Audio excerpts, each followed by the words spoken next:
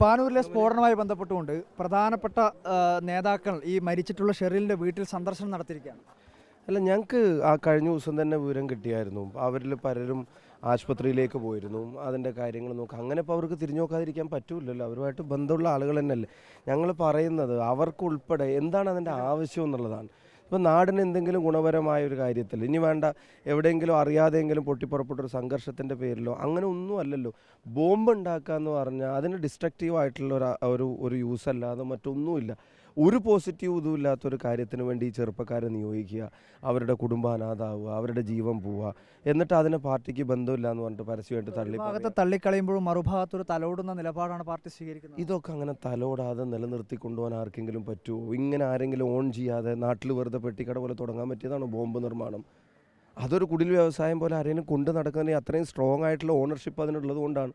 ഇപ്പം ഇന്നലെ ഇൻ്റലിജൻസ് റിപ്പോർട്ടിനെ സംബന്ധിച്ച് ചോദിച്ചപ്പോൾ ഇൻ്റലിജൻസിൻ്റെയും ആഭ്യന്തരത്തിൻ്റെയൊക്കെ തലപ്പത്തിരിക്കുന്ന മുഖ്യമന്ത്രി പറയും അതിനെപ്പറ്റി അറിഞ്ഞൂടാന്ന്.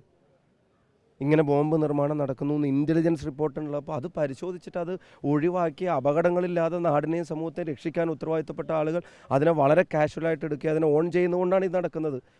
ഈ ഭരണകൂടത്തിൻ്റെ പിന്തുണ ഇല്ലാണ്ട് നടക്കുന്നൊരു കാര്യമൊന്നുമില്ല. ബോംബ് നിർമ്മാണം കളിപ്പാട്ടമല്ലല്ലോ, മിഠായി അല്ലല്ലോ, ബോംബല്ലേ.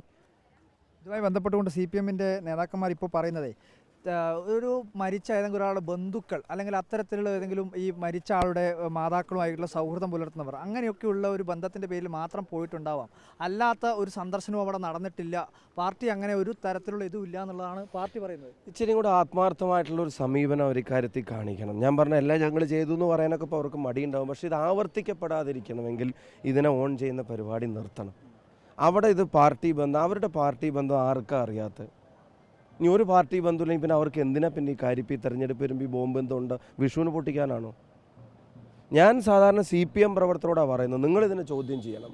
CPM-ൻ്റെ സാധാരണ പ്രവർത്തകൻ അവരിവിടെ കഷ്ടപ്പെട്ടപ്പോൾ ഈ കാണുന്ന എതിർ സ്ഥാനാർത്ഥിയുടെ ബോർഡും ഫ്ലക്സും ഒക്കെ വെക്കുന്ന കുറേ സാധാരണ പ്രവർത്തകരുണ്ട്. അതൊക്കെ അവർ ചെയ്തുകൊണ്ട് വെച്ചോട്ടെ, നല്ല കാര്യമാണ്, അവർ വെക്കട്ടേന്ന്. അവരുടെ തെരഞ്ഞെടുപ്പിൻ്റെ പ്രചരണം അവർ നടത്തട്ടെ. സാധാരണ പ്രവർത്തകർ നടത്തുന്നതാണല്ലോ. ആ നടത്തുമ്പോൾ അതിനൊരു വിലയില്ലാതാക്കുന്ന ആരാ? ഞങ്ങളല്ലല്ലോ.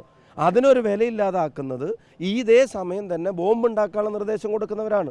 അപ്പോൾ ഈ തെരഞ്ഞെടുപ്പ് കംഫർട്ടബിളായിട്ട് ജയിക്കാൻ കഴിയുമെങ്കിൽ പിന്നെ എന്തിനാണ് ബോംബിൻ്റെ ആവശ്യം? എന്താ? ഒരു ജീവൻ പോയില്ലേ? ഞങ്ങളുടെ പാർട്ടിപ്പെട്ടതല്ലല്ലോ, ആരുടെ പാർട്ടിപ്പെട്ടതാണെങ്കിലും ഒരു ജീവൻ നഷ്ടപ്പെടുകയല്ലേ?